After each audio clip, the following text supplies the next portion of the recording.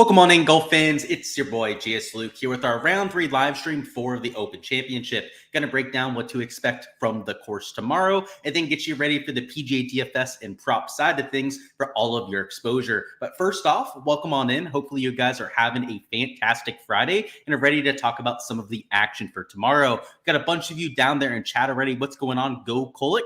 We also got Ross K down there who says the round 3 stream. Let's get it. And yeah, the Billy Ho and Burmester cold cuts combo went pretty well, didn't it? So yeah, pretty solid round 2 showdown. Ended up being about a 4x day over there. No takedown. It's been a couple months since I've had a first place in a GPP, but we've had profitable days galore. So no complaints from your boy over here. And for the prop side was an absolute smash day as well. So yeah, definitely a solid round 2, and let's kind of build on that. What's going on, Chris? What's going on, Two Bros? It says you've been subbed to the Patreon since the second round of the Genesis and you love it. Well, glad to have you, Two Bros. And yeah, let's keep it rolling, man. Logan hit a nice little pick 6 prop today with a bunch of overs on strokes. You love to see that. I'm guessing that they added a few props towards the end of the night, so that's good to see there. What's going on, Bill? We'll definitely be talking some weather. We got Nick down there as well. Dirt Bike Freedom, Brian, and Steven. Let's get after it. So let's start it off with a look at our presenting sponsor for this live stream, which of course are our friends over there at the Ship It Nation. For all your needs with DFS, not just golf like we're talking about here, well, make sure to check out Ship It Nation. They've got you covered whatever sport you're looking at, whether it's golf, football, you got basketball when that comes around again, hockey, MMA, you name it. They are the source that you guys should be looking for all the in-depth content. If you like the style of content that I have where it's about process, ownership, really digging into game theory, but you're really going to like what they have at Ship It Nation because they essentially use not the same process, right? Everyone has their own tricks of the trade, of course, but they use that same kind of style out there with every sport. So whether it's hockey, whether it's basketball, you name it, right? They've got you covered over there. So use code Luke10 when you're signing up with the Ship It Nation. They will give you a discount off any membership that you do, and it's 10% off. So helps you out there with getting all that extra content.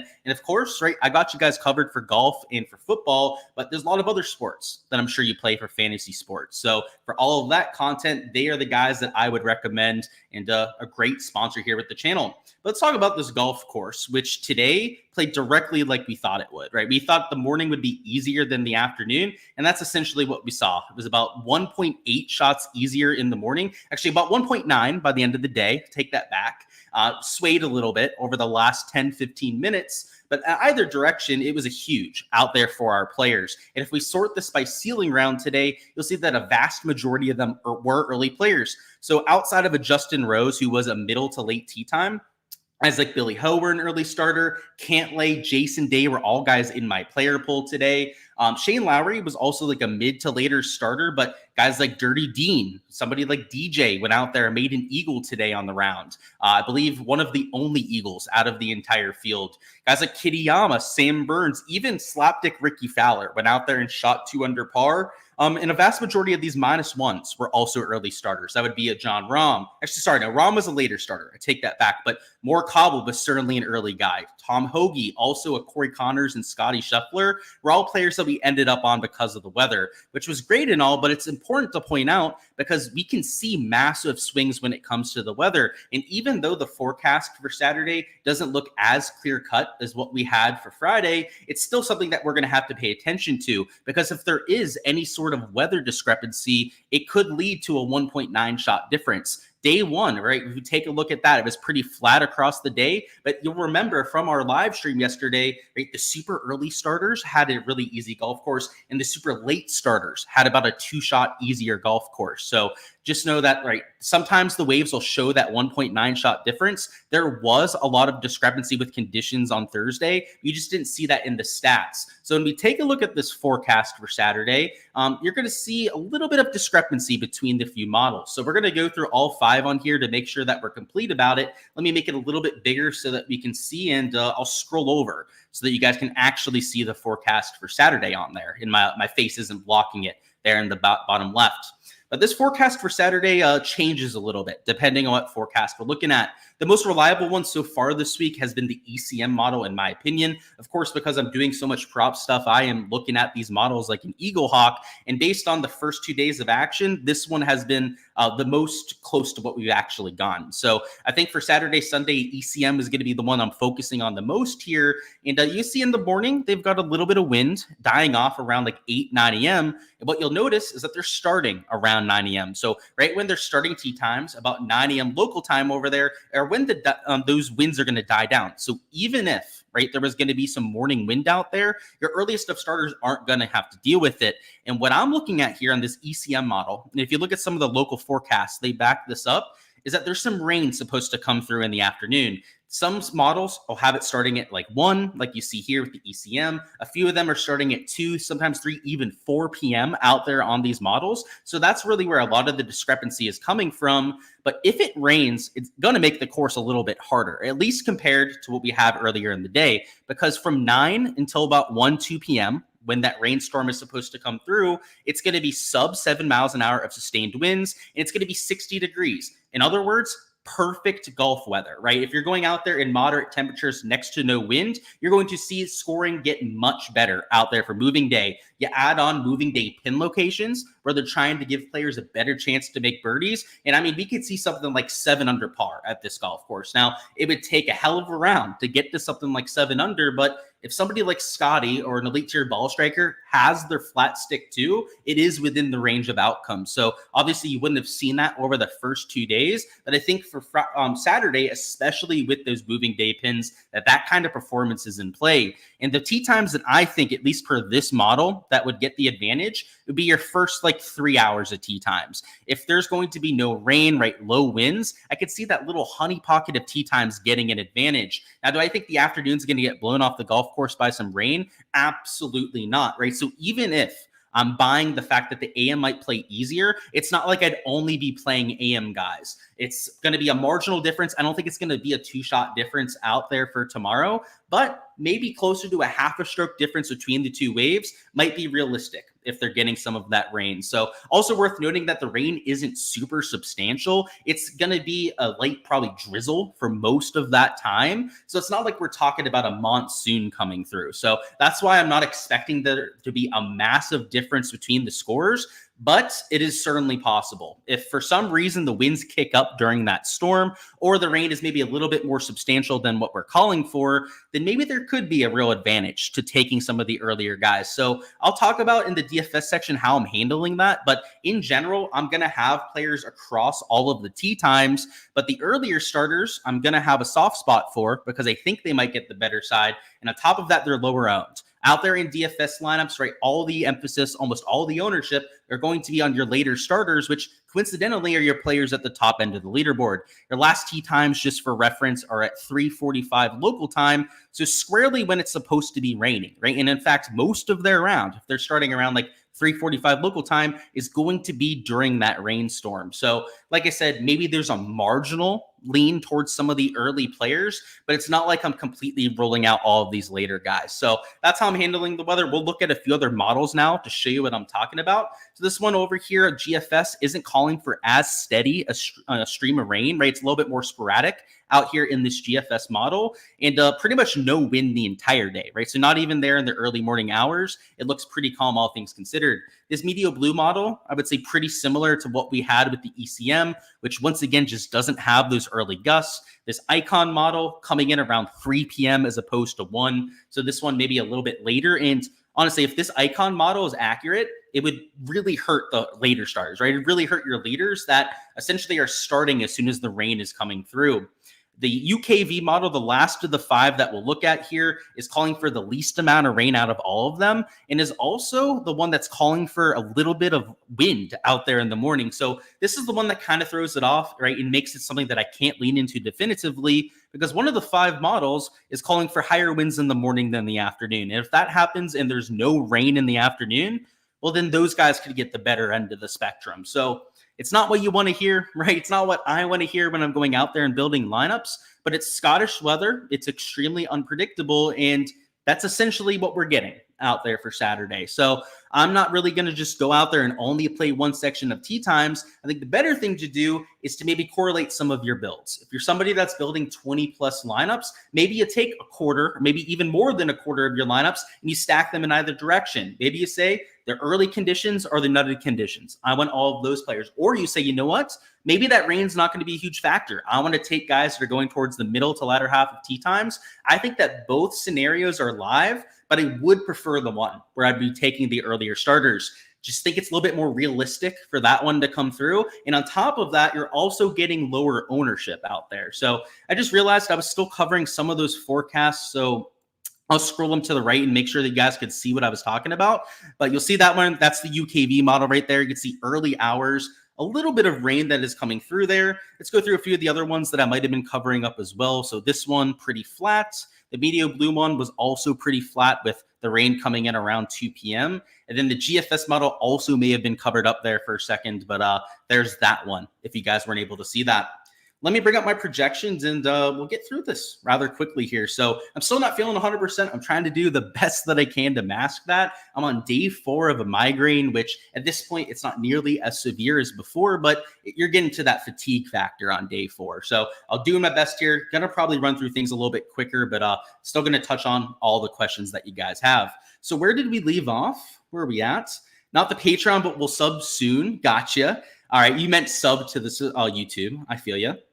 You said me and DGen are the weather kings. Yeah, absolutely. You have to look at the weather. That's something that you have to do if you want to be a profitable player with Showdown, and especially for main slate. So yeah, love that. Shout out to DGen as well. He crushed the weather edge this week as well. Chris says, what are your thoughts on Shane Lowry for minus 450 as the highest scoring former champion? I'd have to run a lot of stats on that, Chris. I don't know that off the top of my head.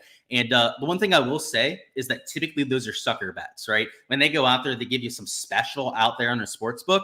99% of the time, they're exactly that. They're a sucker bet because they're not just going to post something on the board that they haven't vetted, right? If they're going to put something on the special and push it out to customers, they're going to have that calculated edge, right? They're going to know to a pretty solid degree what they expect the win equity for him to be, and then they're going to price gouge you on it, right? So I would say to stay away from those. I mean, I can look at it later if I have the time, but not a great time for it, Chris.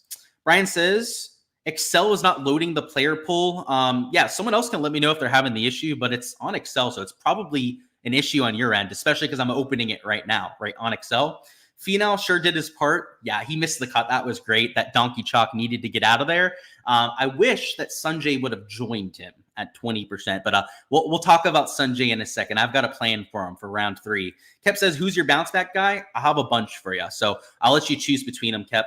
Let's talk through some of my top plays. If you have any players you want my specific take on, now is the time for it. I don't love player pool questions. I don't love questions like who's my top play of the slate. More so, like if you have somebody that you're looking at, just let me know if you want my thoughts on them, right? Those are the kind of things that I love going on over stream here, because this isn't supposed to be about picks over here. This is supposed to be about my thought process and what I'm using to get to my plays so that you can take bits and pieces and incorporate that into your process, right? Go out there, know the things to look for in players, because, you know, it's one thing to, you know, have picks and plays for one slate. Like, what if you can't watch your tout's site and you can't, maybe they don't post content out there for round 3, round 4 Showdown? What are you going to do in the future when you're trying to build Showdown lineups, right? I would much rather teach you how to fish than give you a fish for one night and go out there and be able to actually reproduce it yourself, right? That's where the magic's at. And that's why you guys watch this content. If you're out there just trying to find picks, there are plenty of tout sites, including my own, on my Patreon page, right, where you can just find my picks.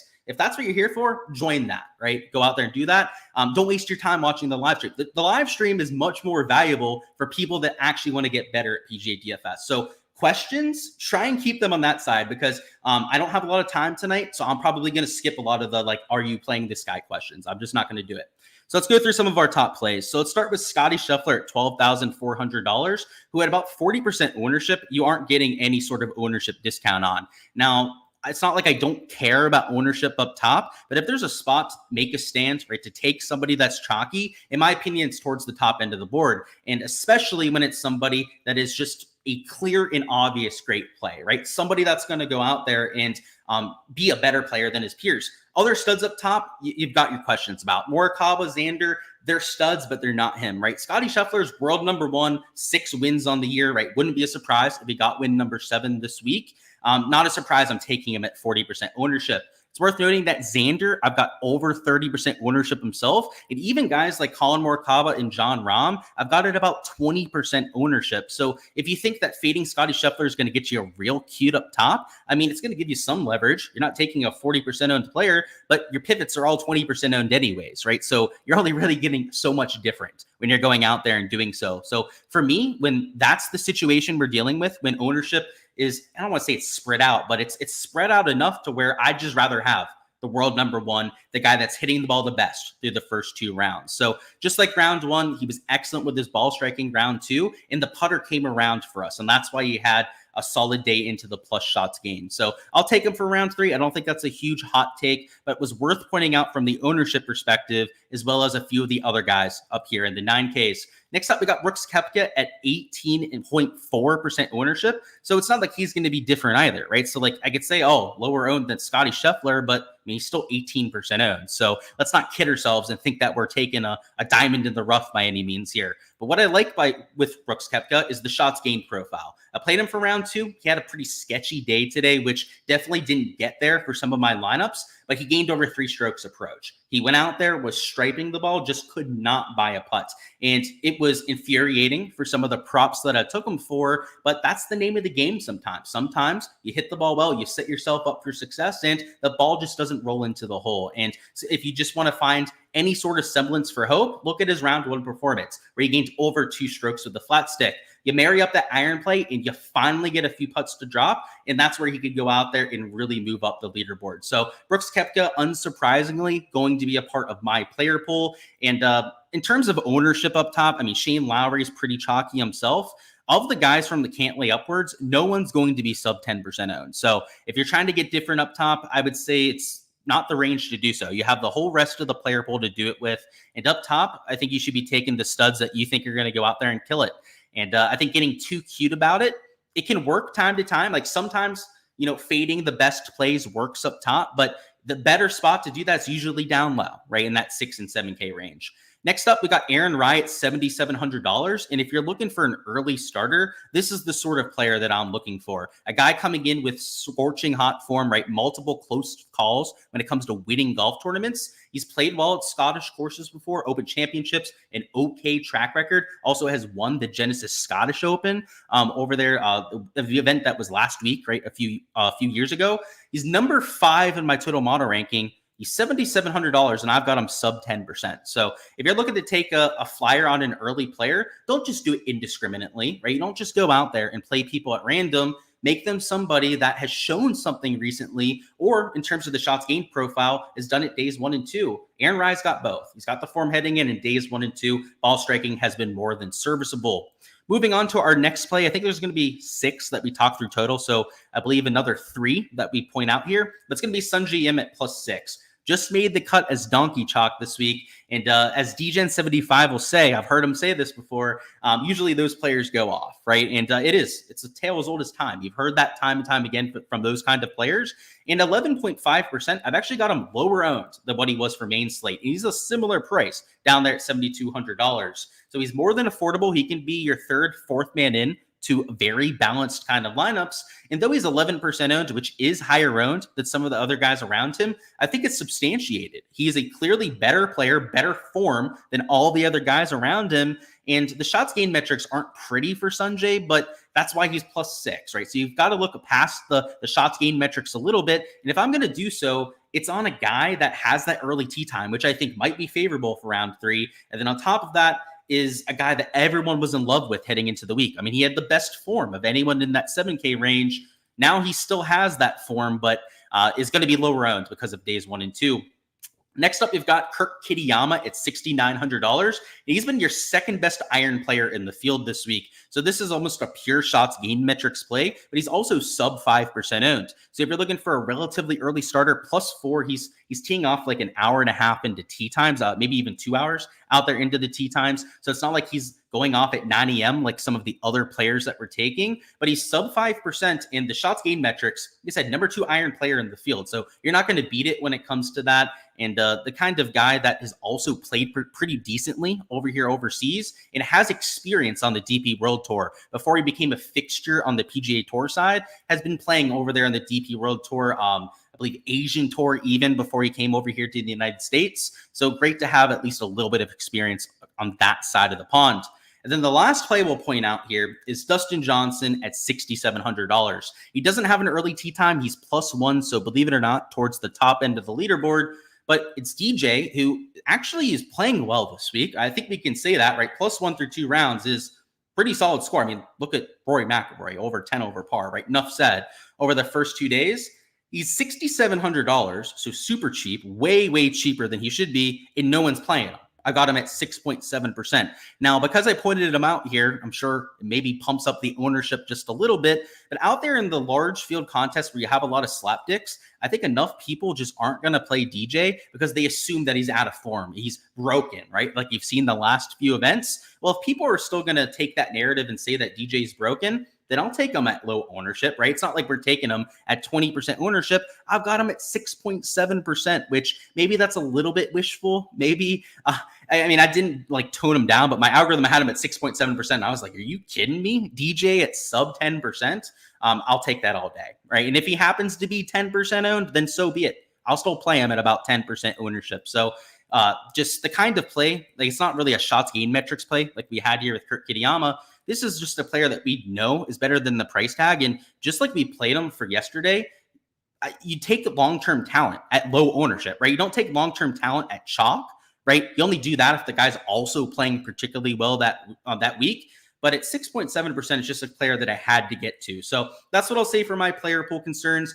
Those are the 6 guys that I wanted to point out to give you guys a little taste for my process for round 3. Of course, for all of my player pool, for all my projections, everything that you see blacked out, make sure to check out the version on my Patreon page. On there, you can download it, see everyone in my player pool, and get everything done that way. But let's catch up on chat.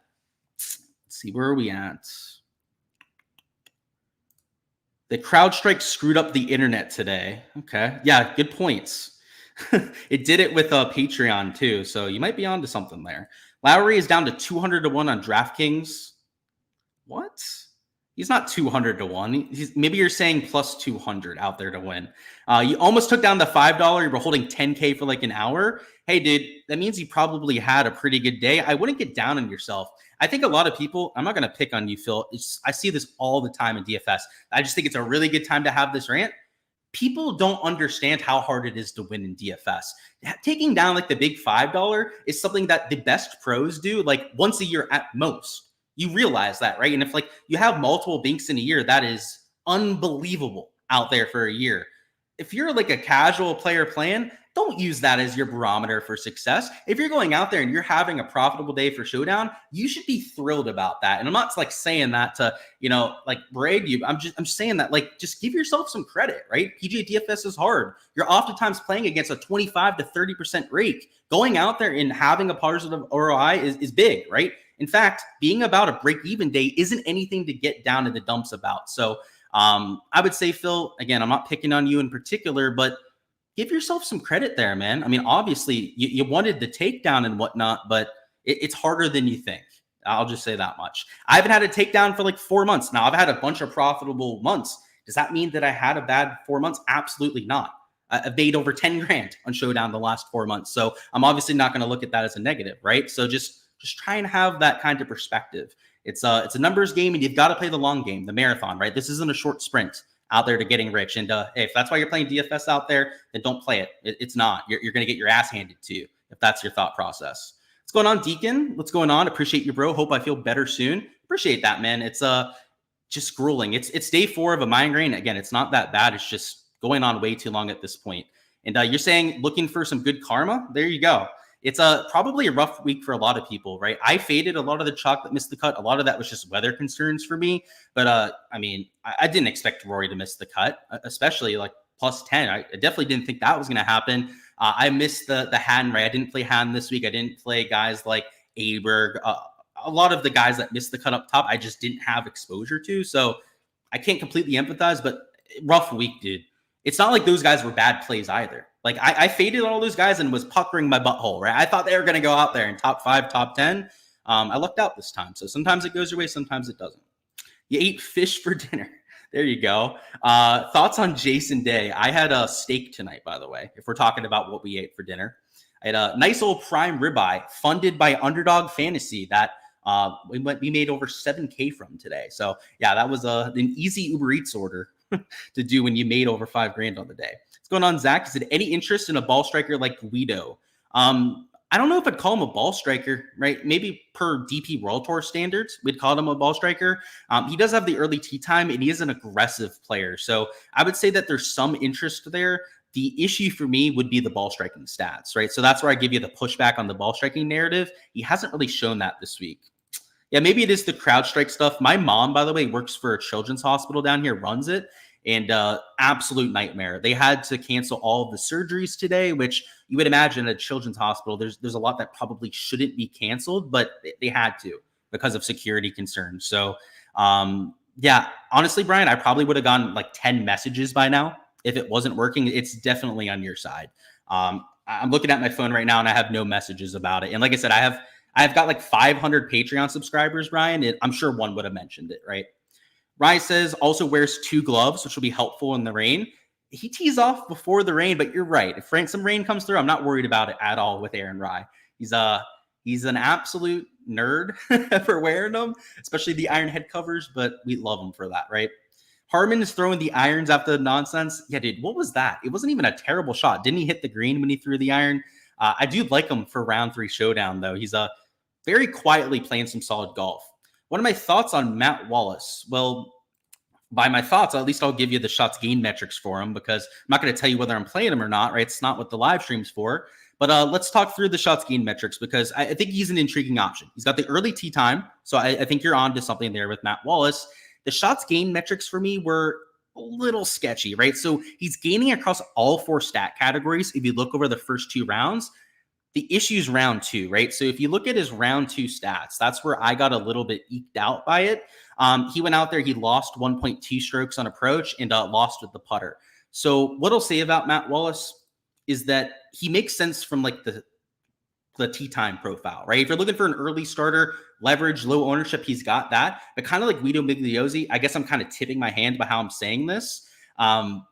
They just don't have the best stats. Like there are guys I'd prefer, if that makes sense. I'm not going to play like all the early starters, but they were definitely on the list. I was considering both of them, and you can tell, right, because I was doing the deep dives on them beforehand, that I was at least considering it. Gsluke, of course. Yeah, dude, just give yourself some credit, Phil, right? It's way harder than you think. Beating 20, 30,000 other people is a tough thing, right? You got 4th in the $1 single entry. Oh, that's pretty awesome, dude. Top 5. What's the payout on that? I know it's only a $1 entry, but I'm assuming at least like $50, something like that. It'd be pretty sweet, man.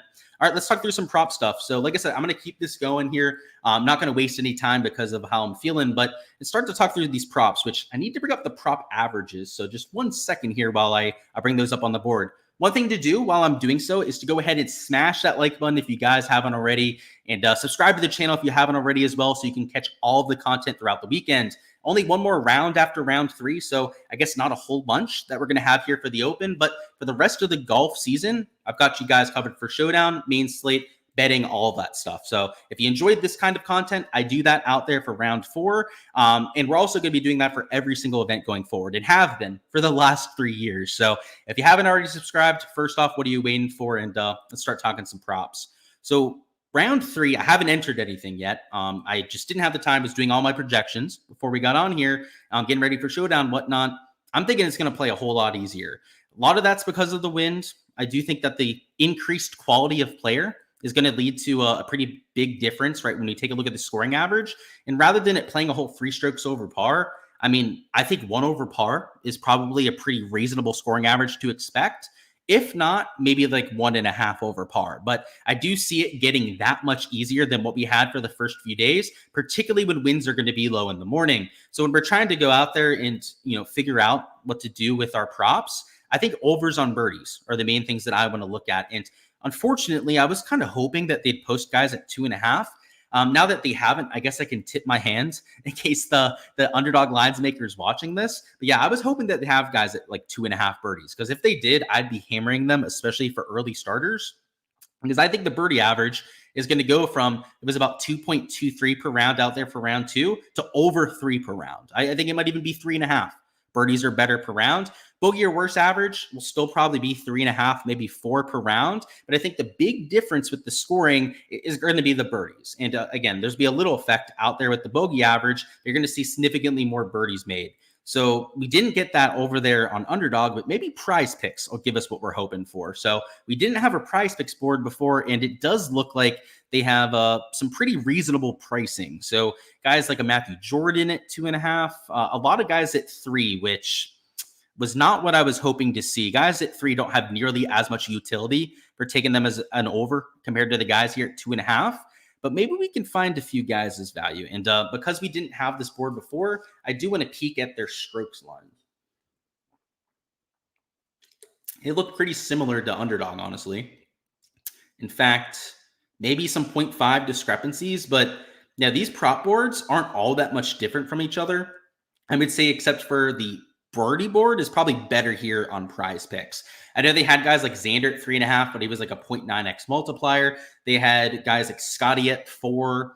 I believe guys like Brooks, Colin at 3.5, but you have the multiplier over there in Underdog. So as of right now, if we're going to run with the narrative that's playing easier, and I think that's probably the most reasonable thing to do out there for moving day, especially with moving day pins, lower wins, all of that for your earlier starters, would probably be to play here on PrizePicks. Part of that's the payouts. Worth noting, we mentioned this yesterday, guys. They nerfed the payouts on Underdog. So unless you're getting like a 1.1x multiplier, you're getting screwed when it comes to your payout over there. So if they're going to give us like all these guys at 3.5 and a 0.9x multiplier, I mean, look at this over here. So if we took him, and then even if we took a 1.1x multiplier, right? So we have the 0.9x on there, but also this 1.1x. I mean, look at this bullshit. 2.55x. I mean, how do they think that's fair in terms of a payout? So just like I said yesterday, unless you have props that you're really certain of on Underdog, that don't take them. That being said, we did have a lot of props on Underdog that we were certain of today. I ended up making all that money off them, but it was only because they were just so far off with their PM lines. By the way, if you weren't on the Patreon, I guess I'll just spill the beans. We just faded all the PM dudes, right?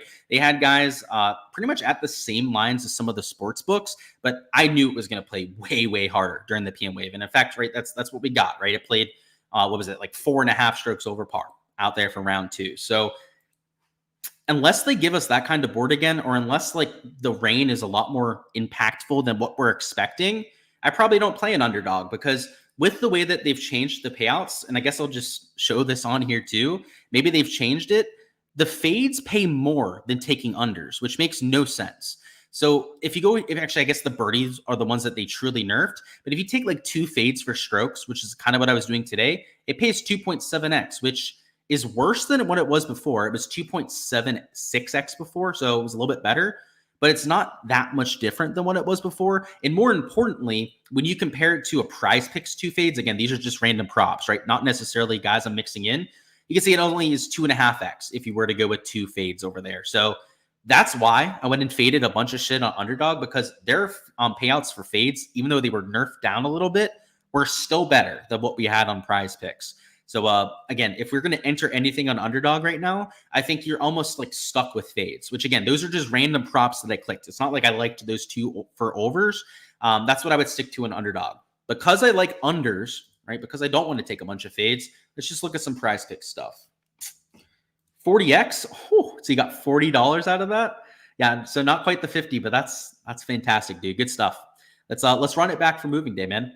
All right, let's try and find a few props here on PrizePicks. So I don't want to leave you guys completely hanging when it comes to action, but I want to find early starters. And just looking at this board here, it doesn't look like we have a ton of early starters to choose from. In terms of a guy going off early, right, your first tee time is at like 4 a.m. Eastern time. So I would want somebody going off between like 4 and 6. So you've got Darren Clark, who I would never play at 1.5 birdies. That is a crazy line for that old man. I know he's been okay on the senior tour, but like, no, thank you. I'm not going to do that. We have Max Homa, who's at 3. I guess Phil's technically in that window at 550, but maybe a little bit later than I'd like. And it's also Phil's old, crusty, retired ass that can't do jack shit anymore. So I don't necessarily want to back him. Who else do we have here, though? So no one. Literally everyone else is like a 9, 10, maybe like an 8:30 Eastern time, tea time, which equates to middle of the day to afternoon over there in Scotland, of course. So unfortunately, they're not giving us as many options as we'd like. And really the only option that kind of stands out here was that Max Homa prop. And the one thing I'll say about Max is that his shots gained look absolutely dog shit. While I think he has a chance to go out there and actually have a decent round, I don't know if we can count on it from the prop perspective, where we're obviously trying to hit it like a 55 to 60% hit rate, if not better. Issue I have with him, round 2, even though he had a better day, he gained 3 strokes of the putter and did hardly anything with the shots gained tee to green. In fact, with the shots gained tee to green, he lost about 3/4 of a stroke per round. That's a little bit of a worry for me. I'll still take a shot on that kind of player in like Showdown, though. Like it's not the end of the world if you were to go out there and fail out there in Showdown. Like you're looking for a ceiling, right? You're not counting on him to go out there and do so. Props are a little bit different, right? It's not like this is a lock, right? That's not what I'm saying, but we're looking for something to hit 60% of the time, right? Max Homa's ceiling performance in DFS is maybe like a 10, 15% kind of thing, right? Again, you're not counting on that happening. However, that makes it a little bit of an issue here. So let me take a look at what they have him at on Caesars. I guess it would be a good line comparison. So Max Homa, they have it 3.5 and juiced under. So yeah, I guess the 3 projection is pretty appropriate. It's unfortunate that we don't have more options to choose from. I guess McIntyre would fit that. So yeah, McIntyre's got a 455. I didn't see that one before. So I guess you can include him. I'm not sure if I'm going to get to these two, but based on the board and the narrative that I'm expecting to see tomorrow, these are the best leans, I would say, but I'm not even sure if there's stuff that I'd be willing to enter myself. The reason I say that is the sketchy form with Homa. McIntyre was at least a little bit better with the ball striking today. So I like him a little bit more than Max Homa. He also showed a lot of fight back. Same thing with Homa too, right? Had to go out there and fight to make the cut. So I don't know. I'm like 50-50 on whether I want to enter this, but let's at least look at these strokes lines before I guess I make a final decision on that. So moving down through these, you got Rose at 1 over, Dean Burmester 1 over par. I think that's going to be pretty close to the scoring average. So if you were going to take either of those under, you'd essentially be asking them to have a better than average round, which especially with Burmester, I actually kind of like. What else do we have though? So I want to see some of the earlier tee times. So I know we didn't have a bunch of options to take when it came to birdies, but maybe we can get them when it comes to strokes. And yeah, it kind of looks like we do have them down here. The early morning scoring average, I can't see being worse than 1 over par. Like I can't see it being like a 1.5, 2 over par scoring average. If it is, then I'm going to be very surprised, which it's possible. But again, it would throw me off a little bit. If we're going to look at these, I actually, rather than taking an over on birdies, the hit rate's probably better on these strokes props. I haven't ran my projection, so I can't say that definitively, but just knowing that the better players, the guys that they have here on the PrizePicks board are some of your better bogey avoiders, that might not be the worst idea. So I know that Abraham Answer is hitting the ball well, so maybe he's somebody that we can take for a prop on under 72. They have Aaron Wright 71.5, which speaking of, we can look at the sportsbook lines. I meant to do that before as well. See, so they have Aaron Rye up and he's minus 125 towards the under. Yeah, these strokes lines might be the way to get this thing done. So I'm just going to do some brainstorming. I'm going to throw a few props into here that at least we might want to consider. So maybe a Davis, he's got a little bit of a later tee time, even 5s later than I'd like, but let's keep at least Aaron Rye in there for right now. Who else? So these guys are going off at 7. That is too late. That's closer to midday, which I don't think is a terrible tee time. It's just not ideal compared to some of these earlier starters. Who else do we have that's going off at like 4 or 5 a.m.? No one else, it looks like. It looks like all these guys at the top are pretty much later starters for the most part, which makes sense, right? That's why they're priced better. They're playing more solid golf over the first few days. Let's see what we have down here. So Matt Fitzpatrick, I guess, would be in play. You could throw him into that mix as well. Even the Robert McIntyre that we were looking at before, his shots gained metrics were decent enough. And then Sanjay may be a potential under as well. So The reason why I would like these guys under, if the scoring average is going to be close to like a 72 scoring average, which would be like 1 over par, to go under this kind of line, they'd have to gain a stroke to the field. Answer, right? Anything under that, right? Anything gaining to the field would go under. Matching the field would be a push for them, right? Out there at 72 strokes. So we saw the ride line. Let me see what they have for Fitz and some of these other guys. So Fitzpatrick is also minus 125 towards the under. So he's got that same line. So we got Rye, Fitzpatrick. Let's look at McIntyre and Sunjay. Okay. Oh, clicked the wrong key there. So McIntyre is also minus 125. It's crazy how we chose all the guys that have the same exact odds. And then let's find Sunjay as well. I can't type for my life with one hand. So yeah, he's closer to even money, I guess. So I guess if we're going to exclude somebody, maybe we take him out. And then we also have Abraham Answer at that 425. I'm tempted to take these as 2-2-mans, right? Just kind of like splitting these 4 up and taking them for 2 slips. In fact, let's go through the shots gained metrics and just vet them. Maybe we can take 2 out that we don't like as much and be a little bit safer about it. Because like I said, I'd like to give you guys the best props available, not just stuff to enter for the hell of it, right? So let's go through these. So Aaron Rye, to show you the shots gained metrics, pretty decent over the first few days. You can see he's at least marginally getting to the field there. I have to say, I thought he was doing better with the approach play than what we're seeing here, but at least he's still positive, and he's positive in 3 of the 4 stat categories. So yeah, he's still definitely in play.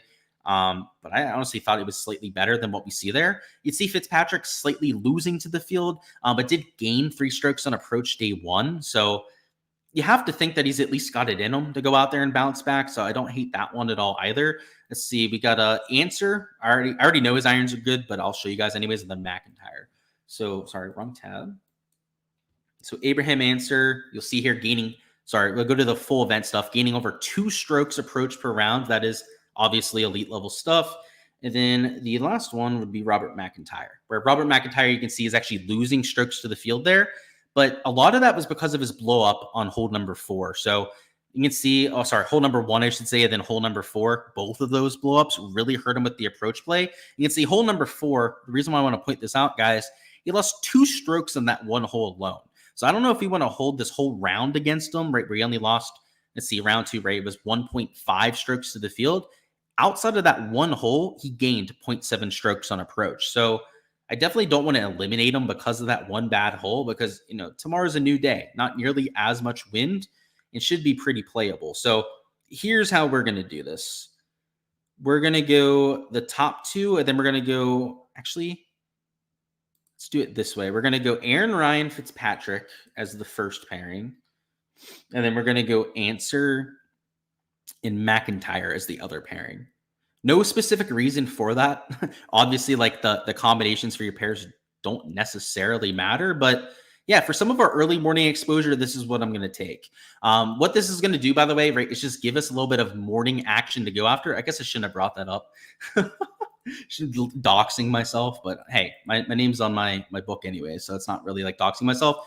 Point is, though, with those props that we took, is to get some early morning exposure, right? They're all going off between like 4 to like 5:30 a.m., which I think is when conditions are going to be pretty close to ideal. If the course is going to play easier, we want to take advantage of that. The guys that are going to get those better conditions are those earlier starters. Also, on top of that, something else to consider is that they're going to start bumping the lines, right? So if you want to wake up early tomorrow and then you want to be like, okay, if the course plays easier, I'm going to take some unders.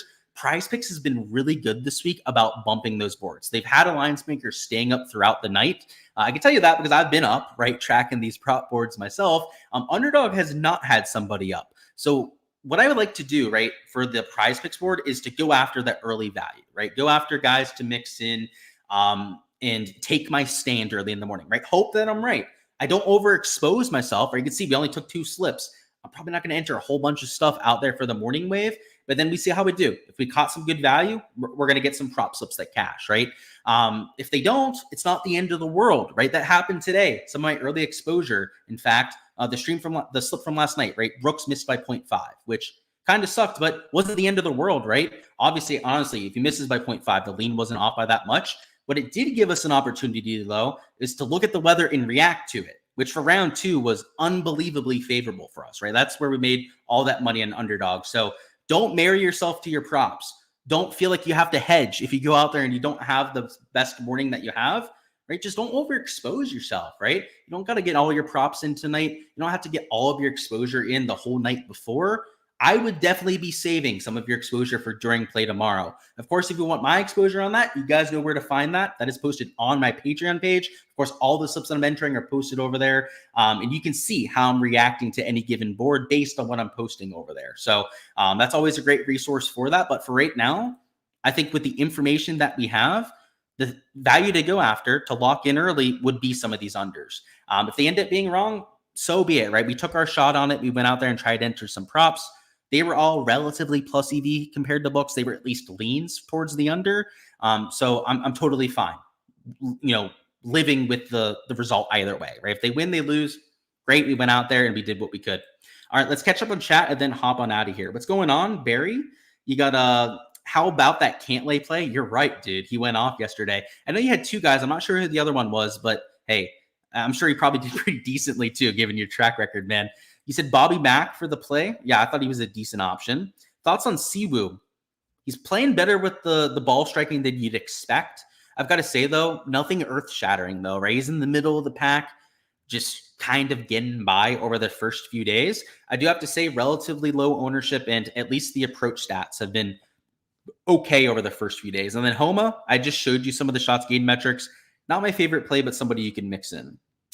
You're about to win the 25 alternate showdown. Hey, dude, I know sometimes small stakes guys, like you may feel like, oh, no one's going to give you credit for it. You still have to go out there and take down a contest. You still got to enter yourself against all those other people. Great stuff, my man. I'm never going to unit shame somebody for that, but that's good stuff. Like the Gabor Seam might hit the pure nut, might be the pure nuts. He still ended up having a great day for me. A lot of my best lineups had Marcel Seam. So, yeah, I'm not worried about that at all, dude. In my book, he had a great day. I know some people might see him like -4, and then where he finished him like, oh, Marcel Seam, how could you? He still made 4 birdies more than the rest of the field. Like there were guys in the afternoon that had 0 birdies, right? That were mixed in.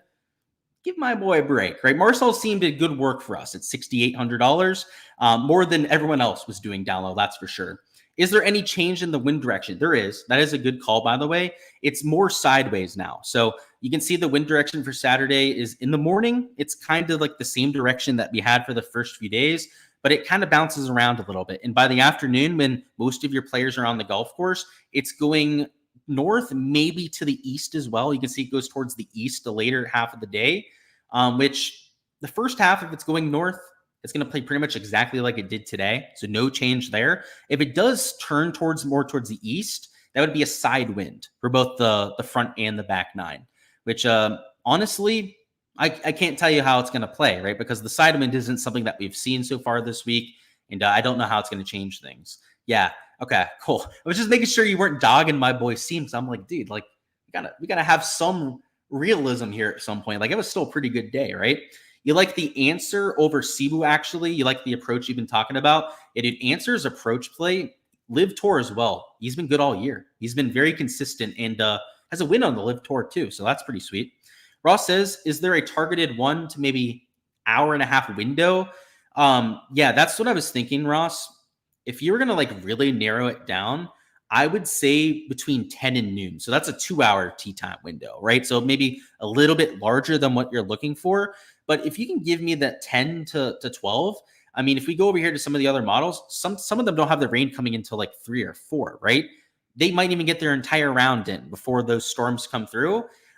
Even if they don't, right? Even if they start at 10 and they only get like half of it done, it's definitely going to be warm by then. And also those potential early morning winds are going to be out of the picture. So I kind of like that, but we'll have to see.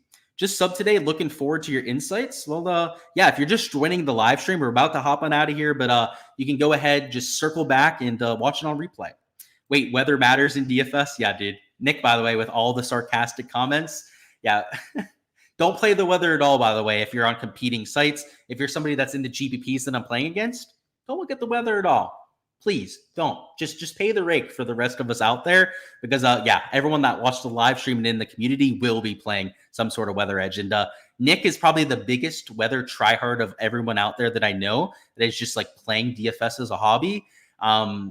So yeah, that's why it's a sarcastic comment. Nick plays the weather more than anyone else out there. But that's all I've got, guys. Best of luck out there for your moving day exposure. I'm going to try and get some rest tonight to try and get over this migraine issue.